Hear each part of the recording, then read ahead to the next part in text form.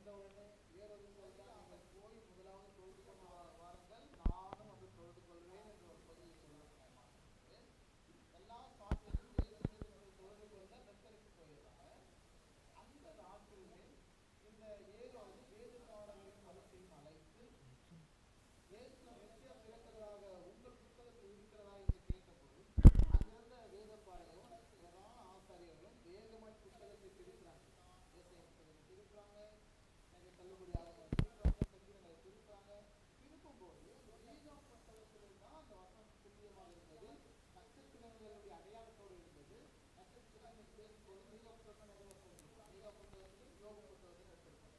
அப்போ அந்த மீகா புத்தகத்திலிருந்து தான் மேற்கோள் காட்டினாங்க. ஆமா, மெசியா இந்த காலகட்டத்தில் இந்த நட்சத்திரம் இருக்கிற காலகட்டத்தில் எதில் பிறக்க போகிறாரு அந்த மீகா புத்தகத்தை தான் மேற்கோள் காட்டி அவங்க கன்ஃபார்ம் பண்றாங்க. அது மட்டும் இல்லாம அங்க வந்து இந்த சாஸ்திரிகள் எல்லாம் இந்த புத்தகத்தை மேற்கோள் வைத்து தான் அந்த பெத்லகேமுக்கு வராங்க. ஏன்னா நட்சத்திரம் வழிகாட்டினாங்க.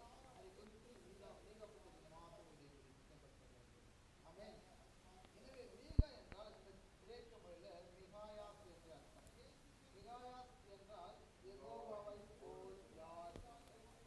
எபிரேய புத்தகத்துல மீகா என்றால் மீகானா யார் போல என்று அர்த்தம். இந்த மீகா புத்தகம் மீகாவுடைய அந்த என்றால் என்ன அர்த்தம்? யெகோவாவை போல் யார் என்று அர்த்தம். எபிரேய மொழியில மீகானா யார் போல என்ற பெயர் பார்த்தீங்கன்னா யெகோவாவை போல் யார்.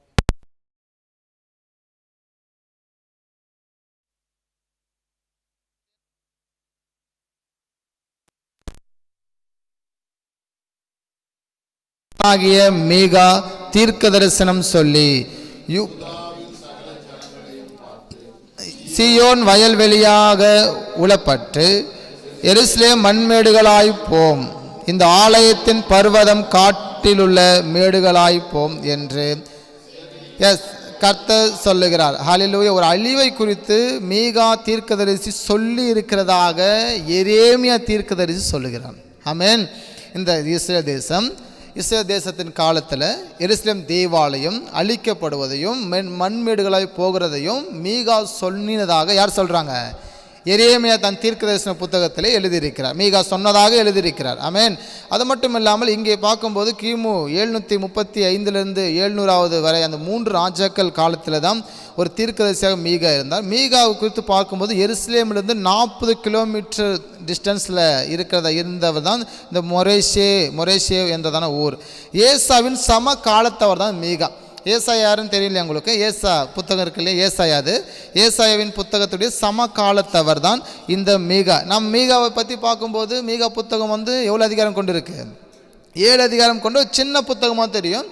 ஆனால் வந்து பெரிய புத்தகம் பெரிய அதிகாரங்கள் தான் பெரிய தீர்க்கதரிசி என்றும் அல்ல. அந்த நாட்களில் ஏசாவை அந்த காலத்தில் ஏசாயாவை விட அதிகமான வந்து தீர்க்க தரிசனத்தை உரைத்தவர் இந்த மீகா. எனவே புத்தகத்தை எழுதும்போது தேவைக்கேற்ப சரியானது சாராம்சத்தை உள்ள பதிவு பண்ணியிருக்கிறார். ஓகே. இந்த ஏசாவின் சம காலத்தவர் ஏசாவின் அதாவது ஏசாயாவின் புத்தகத்தை போல சமமானவர் தான் இந்த மீகா என்ற நபர். மீகா புத்தகம் யூதா இஸ்ரவேல் கோத்திரங்கள் 2 ராஜ்யத்திற்கும் தீர்க்கதரிசி. அந்த நாட்கள் 2 ராஜ்யம் இருந்தது, யூதேயா இஸ்ரேல் 2 ராஜ்யத்திற்கும் மீகா என்ன செய்கிறார்னா ஒரு தீர்க்கதரிசியாக இருக்கிறார். இயேசு கிறிஸ்து பிறப்பதை குறித்து அவர் தீர்க்க தரிசனமாக சொல்லுகிறார். ஆமென். இயேசு கிறிஸ்து பிறப்பார் என்ற தீர்க்க தரிசனம் சொன்னார். அது போலவே இயேசு கிறிஸ்து பிறந்தார். இதே மீகா என்ன சொல்லியிருக்கிறாருன்னு பார்த்தீங்கன்னா அவர் பகுரங்க வருகை வருவார் என்று சொல்லியிருக்கிறார். இதே மீகா என்ன சொல்லியிருக்காருன்னா நியாய தீர்ப்பு தேசத்தின் மேல் வரும் என்று சொல்லியிருக்கிறார். அப்போ அவர் சொன்ன 3 விஷயங்கள் மிக முக்கியமானது. இயேசு கிறிஸ்து பிறப்பார் என்றதும், 2வதாக யூதர்களுக்காக பகிரங்க வருகை வரப்போகிறார் என்பதும், 3வதாக இந்த தேசத்தின் மேலே என்ன வரும்? நியாய தீர்ப்பு வரும் என்பதை 3ஐ வெளிப்படுத்தியிருக்கிறார். 3 எது நடந்திருக்கு? முதலாவது நடந்திருக்கா இல்லைங்களா? நடந்திருக்கு. இன்னும் 2 நடக்கலை. முதலாவது நடக்கும் என்றால் நிச்சயமாக 2வதாக நடக்கும். அப்போ வருகை என்பது மனுஷனுக்கு கொடுக்கப்பட்டிருக்கிறது. எனவே மனுஷனுக்காக கர்த்தர் வர இருக்கிறாரு. ஒன்று ஆசீர்வதிப்பதற்காக, இன்னொரு பக்கம் பார்த்தீங்கன்னா அழிப்பதற்காக. துன்மார்க்கரை நியாய தீர்ப்பு நாளுக்கென்று வைத்திருக்கிறார். ஆமென். அப்போ துன்மார்க்கம் செய்கிறாங்க, அவங்களாம் எங்கே தப்பு பண்ணுறாங்கன்னா, அவங்க தப்பு ஆண்டவர் அனுமதித்திருக்கார். நியாய தீர்ப்பு நாளுக்கென்று அவங்க பாவம் செஞ்சுட்டு இருக்கிறோம். ஒரு குழு நம்ம எல்லாம் மீட்பின் நாளுக்கென்று நாம் சரியாக வாழ்கிறோம். ஆமென். மீட்பின் ரட்சிப்பின் நாட்களுக்காக நாம் சரியாக வாழ்ந்து கொண்டிருக்கிறோம் என்பதை நாம் மறந்து போக கூடாது. ஓகே, மீகா தீர்க்கதரிசன புத்தகத்தை 3 பிரிவாக பிரிக்கலாம். நீங்கள் மீகா படிக்கும்போது இப்படி நீ என்ன செஞ்சுக்கணும், படிச்சுக்கணும். ஒன்றாக முதல் 2 அதிகாரம் வரப்போகிற நியாய தீர்ப்பு அப்படின்னு வாசிக்கிறோம். அசிரிய பாபிலோன் உடைய அடிமைத்தனம். ரெண்டாவதாக 3வது அதிகாரமும் 5ஆம் அதிகாரம் 3, 4, 5 வரப்போகிற நியாய விசாரிப்பு கிறிஸ்துவின் பிறப்பு குறித்து இருக்கிறது. லாஸ்டாக 6வது 7வது அதிகாரத்தில் வரப்போகிற ஆறுதல் 1000 வருட அரசாட்சியை குறிக்கிறது. ஆமென். நீங்கள் மத்தேயு லூக்கா மார்க்கு யோவான் புத்தகத்தை அடிப்படையாக அவர்கள் எழுதும்போது அந்த இயேசு பிறப்பை எங்கேருந்து மேற்கோள் அதிகமாக காட்டினாங்கன்னு பார்த்தீங்கன்னா, மீகா புத்தகத்தையும் ஏசாயா புத்தகத்திலேருந்து தான் என்ன செஞ்சாங்க, அவங்க எழுதும்போது மேற்கோள் காட்டப்பட்ட வசனத்தை எடுத்து இந்த 4 சுவிசேஷத்தை அப்போ ரைட்டிங் பண்ணுறாங்க. அப்போது இந்த மீகா புத்தகம் 7 அதிகாரத்தை இப்படி டிவைட் பண்ணி தான் நாம் படிக்கணும். இதுதான் சாராம்சம் அந்த புத்தகத்தில் இடம் பிடிக்கப்பட்டிருக்கிறது. அப்போது நாம் பார்க்கும்போது கள்ள தீர்க்கதரிசிகளும் அந்த நாட்களில் இருந்தார்கள். கள்ள தீர்க்கதரிசிகளுக்கும் கள்ள தலைவர்களுக்கும் மீகா எச்சரிப்பின் சத்தமாக கொடுக்கிறார்.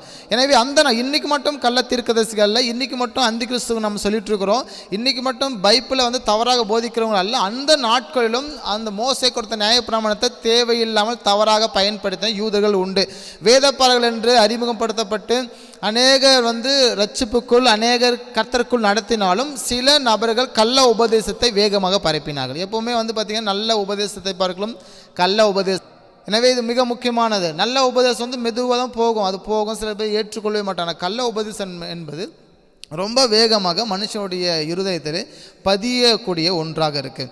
அவர் அந்த நாட்களில் என்ன தீர்க்க தரிசனமாக சொல்லும்போது என்ன சொல்கிறாருன்னு பார்ப்போம்.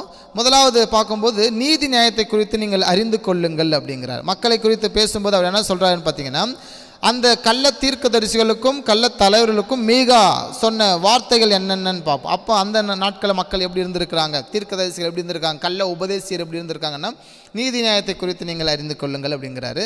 ரெண்டாவதாக நன்மையை வெறுத்து அவர்கள் தீமையை விரும்புகிறவர்கள்.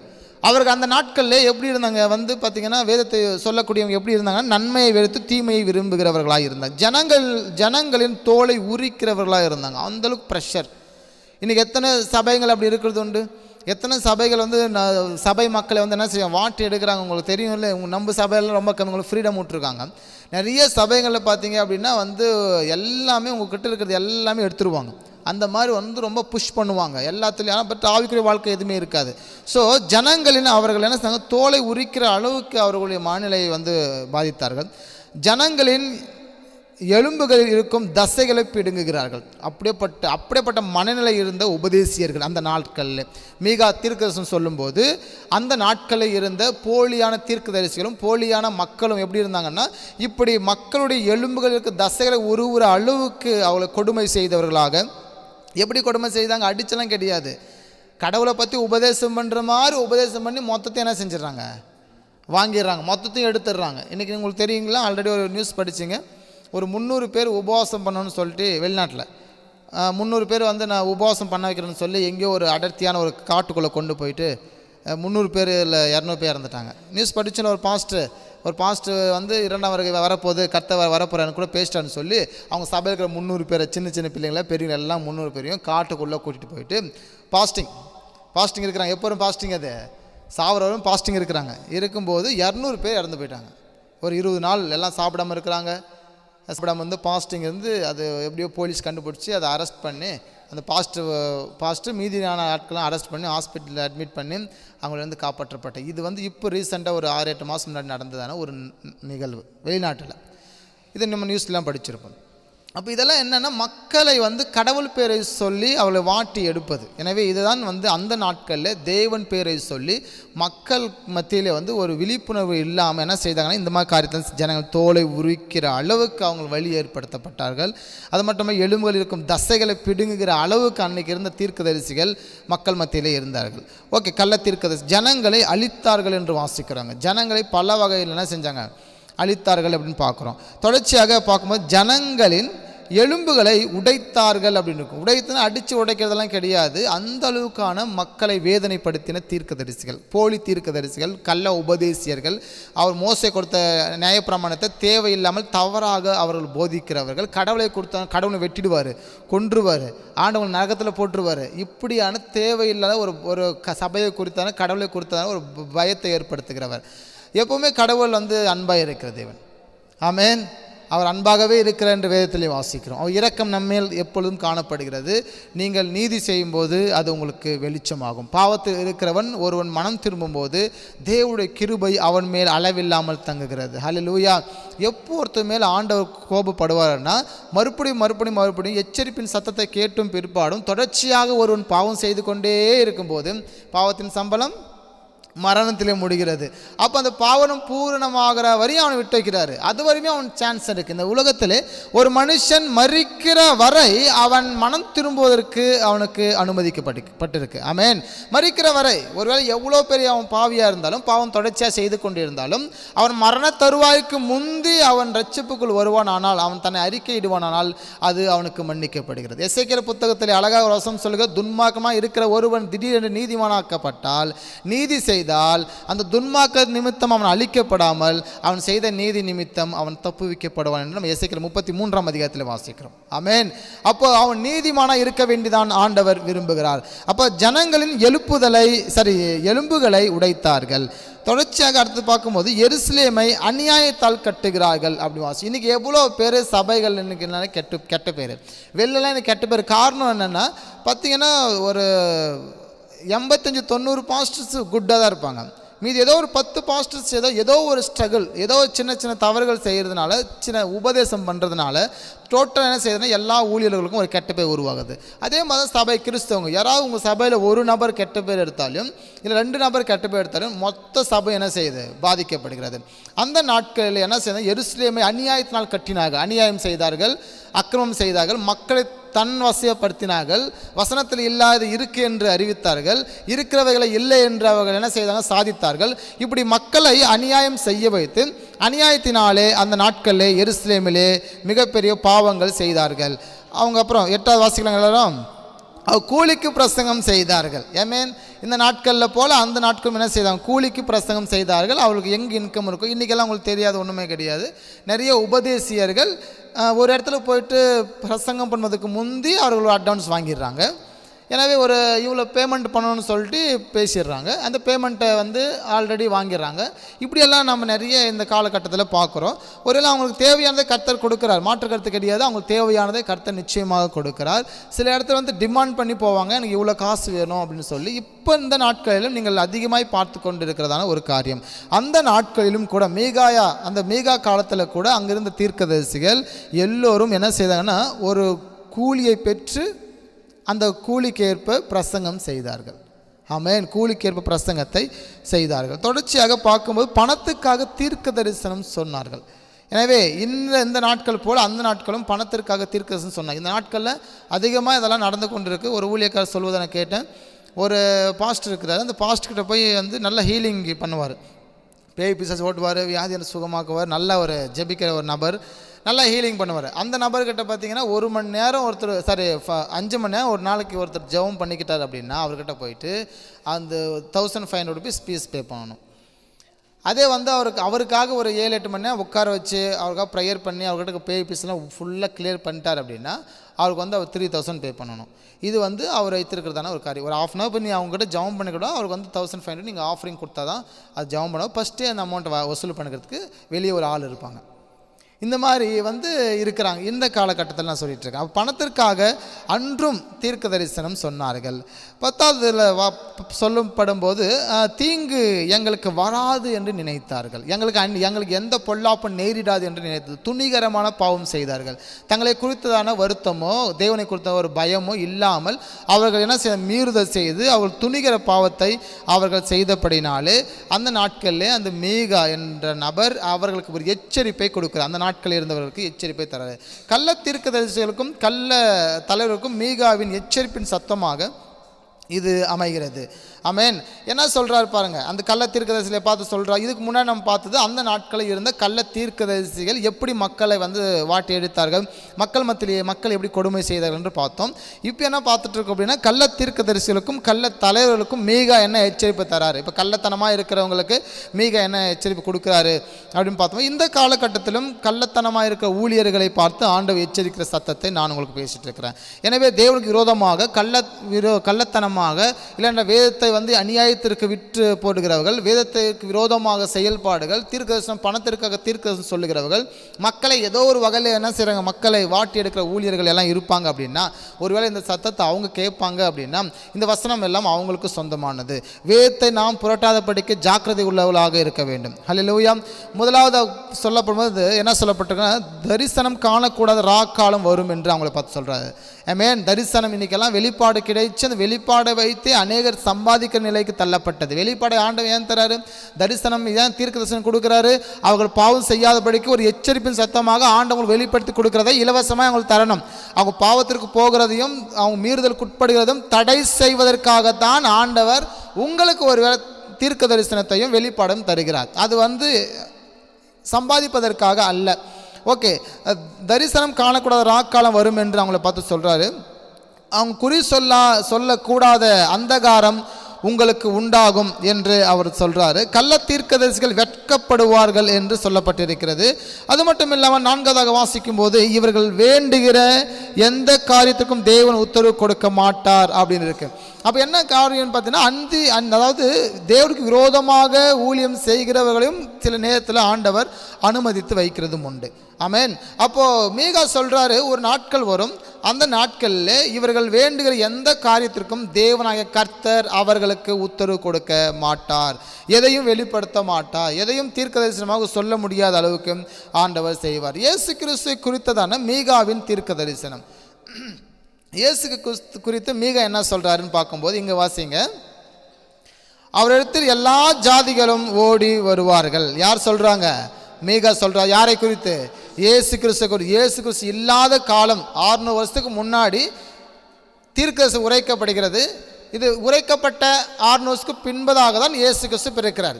அந்த இயேசு கிறிஸ்து சொல்கிறாரு, அவரிடத்தில் எல்லா ஜாதிகளும் ஓடி வருவார்கள்.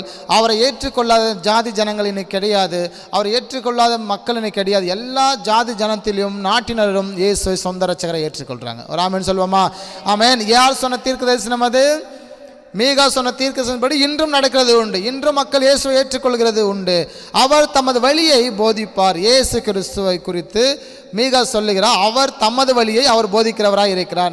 நாம் மத்தேயு, மார்க்கு, லூக்கா, யோவான் ஆகிய புத்தகத்தை கவனிக்கும் போது தமது வழி என்ன என்பதை அந்த புத்தகத்தில் அவர் குறிப்பிட்டிருப்பார். ஆமென். நான் யார் என்பதை குறிப்பிட்டிருப்பார். அவருடைய நோக்கம் என்னென்று குறிப்பிட்டிருப்பார். பிதாவின் சித்தம் செய்ய வந்ததாக இயேசு தன்னை குறித்து அங்கே போதித்திருக்கிறார். 3வது கவனிக்கும் போது, சீயோனிலிருந்த வேதமும் கர்த்தரிடத்திலிருந்து வசனமும் உண்டாகும் என்று சொல்லுகிறார். இயேசு திரளான ஜனங்களை நியாயம் தீர்ப்பார் என்று மீகா அறிவித்திருந்தான். ஹல்லேலூயா.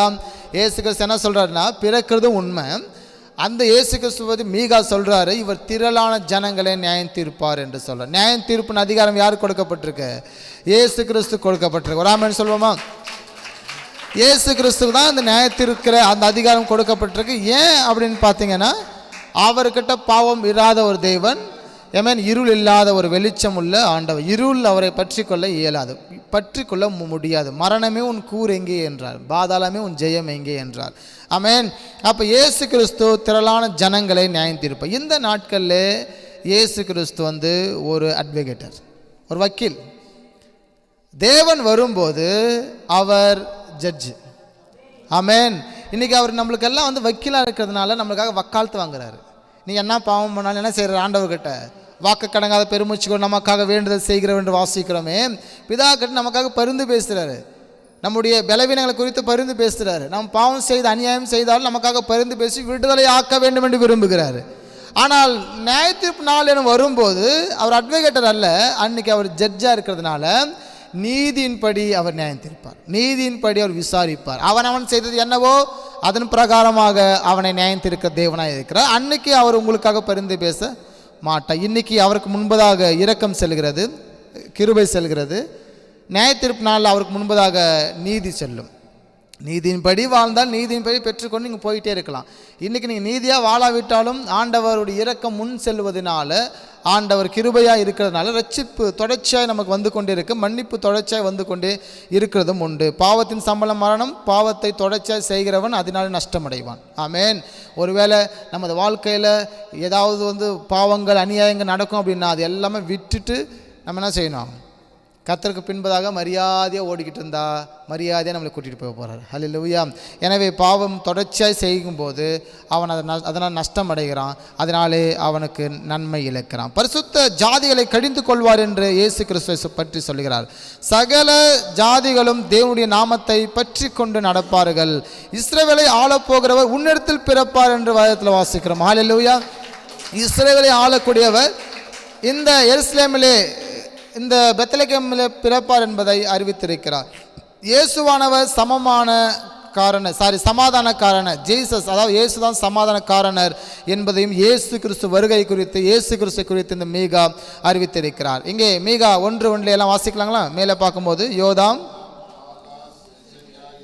யூதா ராஜாக்களுடைய நாட்களில் மொரேசே ஊரானாகிய மீகாவுக்கு உண்டானதும் அவன் சமாரியாவுக்கும் எருசலேமுக்கும் விரோதமாய் தீர்க்க தரிசனமான கர்த்தருடைய வார்த்தை அப்படின்னு வாசிக்கிறார். கர்த்தருடைய வார்த்தையை அவர் ஆரம்பிக்கிறார். இந்த மீகா 5ஆம் அதிகாரம் 2ஆம் வசனத்தில் வாசிக்கும் போது, இந்த எபிரேய உடைய மொழிபெயர்ப்பில் தமிழில் போட்டிருக்கு, எல்லாம் கீழே வாசிக்கலாம் இருக்கிறோம்.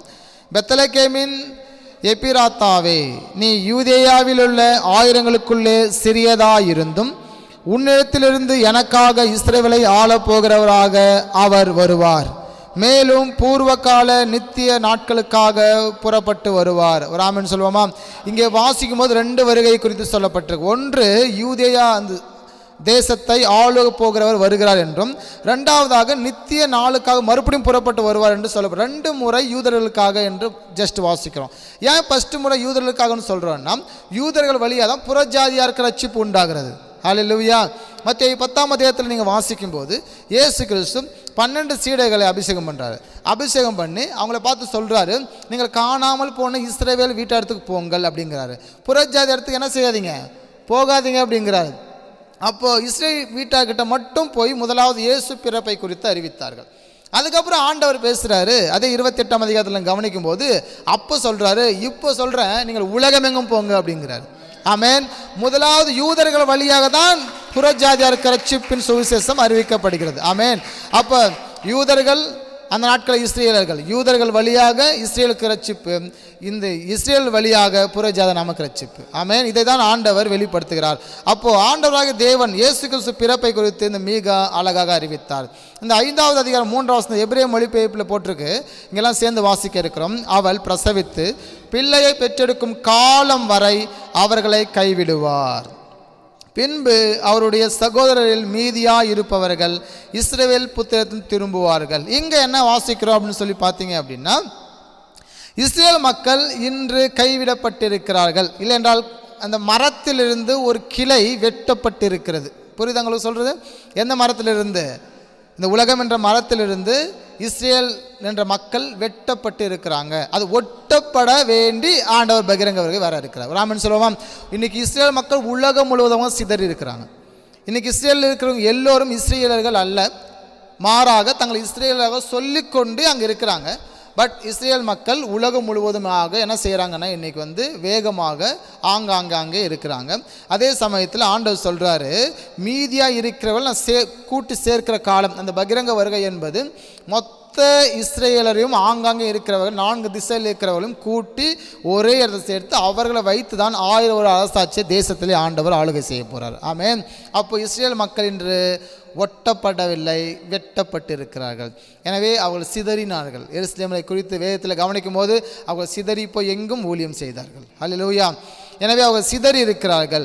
தொடர்ச்சியாக பார்க்கும்போது மத்தேயு 12:50 கவனிக்கும் போது, பரலோகத்தில் இருக்கிற என் பிதாவின் சித்தத்தின்படி செய்கிறவன் எவனும் அவனே எனக்கு சகோதரனும் சகோதரியும் தாயுமாய் இருக்கிறார்கள் என்று அங்கே கவனிக்கிறோம். அப்போது தேவனுடைய பிதாவின் சித்தத்தின்படி மனுஷன் செய்கிறவனாய் இருக்க வேண்டும். மீதியானவர்கள் என்று யாரை குறிக்கிறது அப்படின்னு பார்க்கும்போது அதே 5ஆவது அதிகாரம் 4ஆம் வசனத்தில் வாசிக்கும் போது, இங்கெல்லாம் ஸ்க்ரீனில் பார்த்து வாசிக்கலாங்களா? அவர் நின்று கொண்டு யெகோவாவின் பலத்தோடும் தன்னுடைய யெகோவா ஏலோயிம் நாமத்தின் மகத்துவத்தோடும் மேய்ப்பார். ஆகையால் அவர்கள் குடியமர்த்தப்பட்டிருப்பார்கள். ஆதலால் இனி பூமியின் கடைசி வரை அவர் பெரியவராயிருப்பார். ஆமென். அந்த எபிரேய மொழிபெயர்ப்பில் அந்த வசனத்தை வாசிக்கும் போது ஆண்டவர் தான் மேய்க்கிற தேவன். அவர் தான் என்ன செய்யறன்னா பூமியின் கடைசி மட்டுமாய் பெரியவராய் இருப்பார் என்று இந்த வசனம் மெஸ்ஸியாவின் பிறப்பையும் பரமேறுதலையும் குறிக்கிறது. மெஸ்ஸியா தான் அவர் பிறப்பு. அவர் நிச்சயமாக பரலோகத்துக்கு போயிருக்கிறாரு, பிதாவின் வலது பரிசுத்தத்தில் இருக்கிறாரு. நிச்சயமாக சபைக்காக அவர் வர இருக்கிறாரு. ஆமென். சபை எடுத்துக்கொள்ளப்படுவதையும் பின்பு எடுத்துக்கொள்ளப்படாதவர்கள் இஸ்ரவேலுடன் சேர்ந்து கொல்லப்படுவதையும் குறிக்கிறது. சபை எடுத்துக்கொள்ளப்படுவது எப்போ? நம்முடைய ரகசிய வருகை காலத்தில் மெஸ்ஸியாவாகிய தேவன் மணவாளன் வரும்போது மணவாட்டி திருச்சபை எடுத்துக்கொள்ளப்படுகிறது. அந்த திருச்சபை எடுத்துக்கொள்ளப்படுவதை குறித்து மீகா புத்தகத்தில் எழுதப்படவில்லை. ஏன் பார்த்தீங்கன்னா சபையின் காலத்தை குறித்து பெரிய அளவுக்கு பழைய ஏற்பாடு தீர்க்கதரிசிகள் வெளிப்படுத்தப்படவில்லை. இந்த நாட்களில் நமக்கு தான் வெளிப்படுத்தப்பட்டிருக்கு. ராமன் சொல்லுவோமா?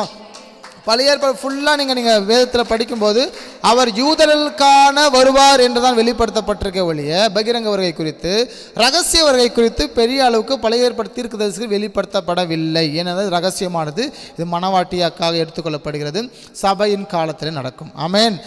தொடர்ச்சியாக இங்கே 4ஆம் வசனத்தில் வாசிக்கிறது மெஸ்ஸியாவின் 1000 வருட அரசாட்சி இந்த 5ஆம் அதிகாரம் 4ஆம் வசனம் சொல்லுகிறது. ஆழத்தில் இருந்தாலும் உன்னதத்தில் இருந்தாலும் அப்படின்னு 11ஆம் வசனத்தில் வாசனம் ஏசாயால அவர் எங்கிருந்தாலும் தேவனாய் இருக்கிறார்.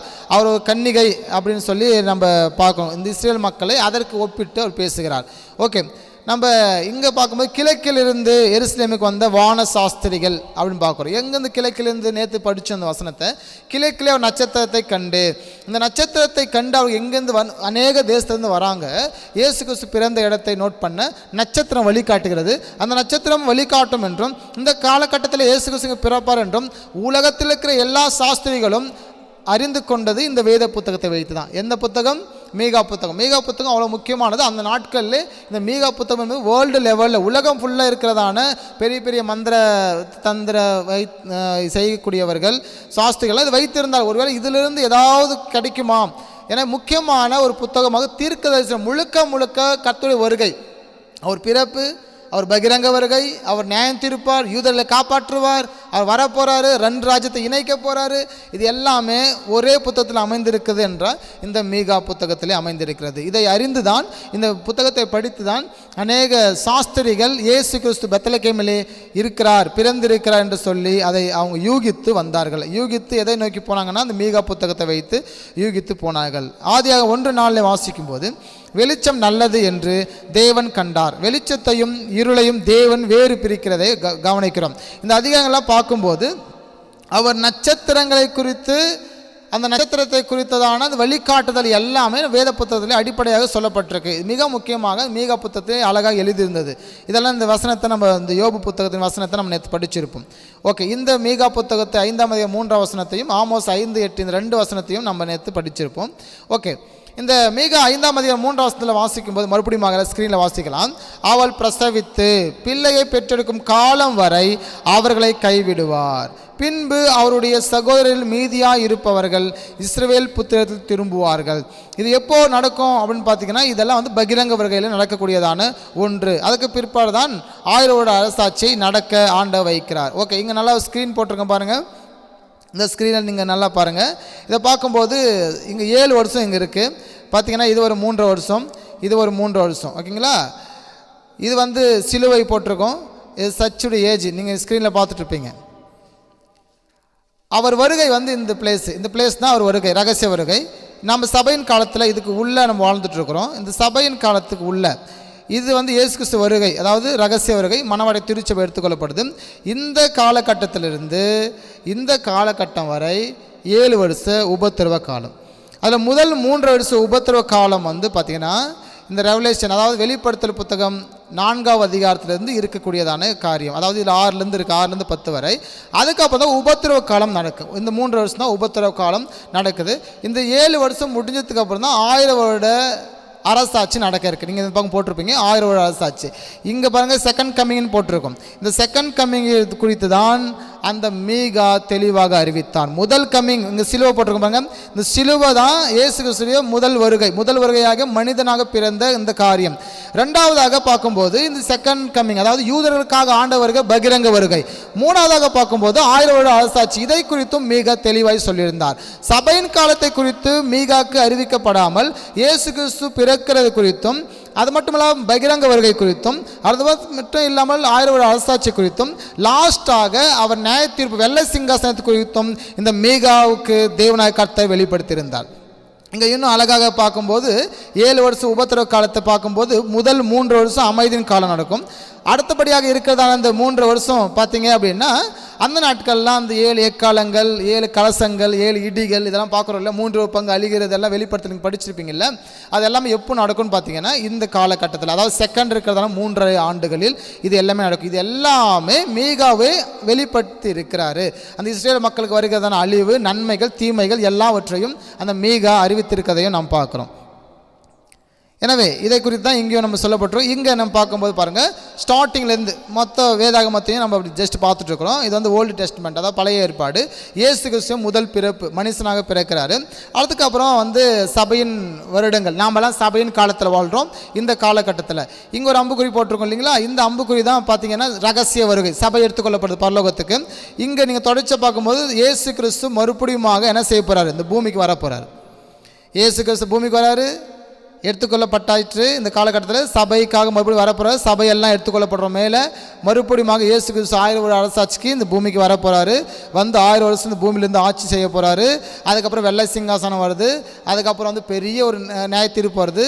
லாஸ்ட் ஒன், புதிய வனம், புதிய பூமி, புதிய எருசலேமுக்குள்ள நம்ம பங்கடைய போகிறோம். இதுதான் வேதாகமம் முழுசாக. நம்ம இருக்க காலம் வந்து இந்த இயேசு கிறிஸ்து பிறப்பிற்கும் சபை எடுத்துக்கொள்ளப்படுகிற இந்த காலத்திற்கும் இடையில் வாழ்ந்து கொண்டு இருக்கிறோம். இந்த இடைப்பட்ட காலத்தில் தான் திருச்சபையாக நாம் வாழ்ந்து கொண்டு இருக்கிறோம்.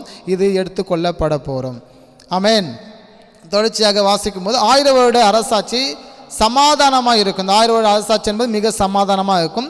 இஸ்ரேவேலை நிச்சயமாக அவர் கூட்டுவேன் என்று சொல்லி, இன்றைக்கெல்லாம் இஸ்ரேல் தேசம் உடஞ்சி பிரிஞ்சிருக்கிறது. எப்பொழுது பார்த்தீங்கன்னா எருசலேமில் அவங்க சிதறப்பட்டாங்க. இயேசு கிறிஸ்து காலத்துக்கு பிற்பாடு இன்றைக்கு வரையும் பிரிஞ்சிருக்குது. 7 வருஷம் உபத்திர காலம் முடிஞ்சு 1000 வருட அரசாட்சிக்கு ஆண்ட ஒன்று சேர்த்துவார். ஒன்று சேர்த்து தேசத்தை ஆளுகை மீதியானவளை சேர்ப்பேன் என்று அவர் அங்கே சொல்லியிருக்கிறார். ஆமென். அப்போ இயேசு கிறிஸ்துவை குறித்து நம்ம வாசிக்கும் போது லாஸ்ட்டாக ஒன்று இந்த லைனை மட்டும் படிச்சிருவோம். நம்ம வாழ்கிற காலம் இந்த த சர்ச் ஏஜ் என்றதான இடத்துல. எனவே நம்ம வருகைக்காக ஆயத்தமாக இருப்போம். இந்த மீகா இயேசு கிறிஸ்து முதல் வருகை அறிவித்தார். இந்த மீகா இயேசு கிறிஸ்துவோடைய பகிரங்க வருகை அறிவித்தார். இந்த மீகா 1000 வருட அரசாட்சி அறிவித்தார். இந்த மீகா நியாய தீர்ப்பை அறிவித்திருக்கிறார். ஆமென். ஒரே நபர் எப்படி சொல்லியிருக்காரு, யூதர்களுக்குரிய நன்மை, யூதர்களுக்காக வரவாறு உலகத்தின் ஃபுல்லாக எல்லாருக்கும். நம்பர் 1. நம்பர் 3 சொல்லியிருக்கிற 1000 வருட அரசாட்சி நடக்கும். நம்பர் 4 சொல்லியிருக்கிற நியாய தீர்ப்பு வரும் அப்படின்னு சொல்லியிருக்கிறார். அப்போது இந்த மீகா சின்ன புத்தகமாக இருந்தாலும் யூதருடைய வருகை குறித்து தெளிவாக அறிவித்தவர். ஹல்லேலூயா. எனவே முதல் வருகையாக, முதல் கண்டென்ட்டாக சொல்லப்பட்ட கிறிஸ்து வருகை, அவர் பிறப்பார் என்ற வருகை நிச்சயம் நடந்தது. அப்படி என்றால் மீதி சொன்னப்பட்ட எல்லாமே நடக்கும். ஆமென். அந்த வருகைக்காக நம்ம ஆயத்தமாகவும் கிறிஸ்து